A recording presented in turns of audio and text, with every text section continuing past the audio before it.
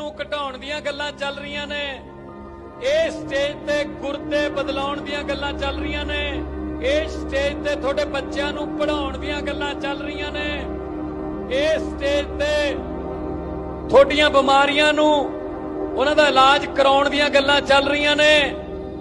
ਇਹ ਸਟੇਜ ਤੇ 990 ਆਮ ਆਦਮੀ ਕਲੀਨਿਕ ਬਣਾਉਣ ਦੀਆਂ ਗੱਲਾਂ ਚੱਲ ਰਹੀਆਂ ਨੇ ਤੇ ਸਮੇਂ ਤੇ ਟਾਈਮ ਸਿਰ ਤੁਹਾਨੂੰ ਬਿਜਲੀ ਦਿਵਾਉਣ ਦੀਆਂ ਗੱਲਾਂ ਚੱਲ ਰਹੀਆਂ ਨੇ ਤੇ ਟਾਈਮ ਤੇ ਕਿਸਾਨਾਂ ਦੇ ਪੈਸੇ, ਉਹਨਾਂ ਦੀ ਫਸਲ ਦੇ ਪੈਸੇ ਖਾਤਿਆਂ 'ਚ ਪਾਉਣ ਦੀਆਂ ਗੱਲਾਂ ਚੱਲ ਰਹੀਆਂ ਨੇ।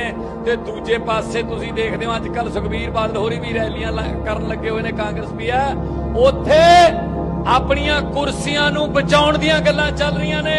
ਭਗਵੰਤ ਮਾਨ ਦੇ ਗਲ 'ਚ ਰੱਸਾ ਪਾਉਣ ਦੀਆਂ ਗੱਲਾਂ ਚੱਲ ਰਹੀਆਂ ਨੇ।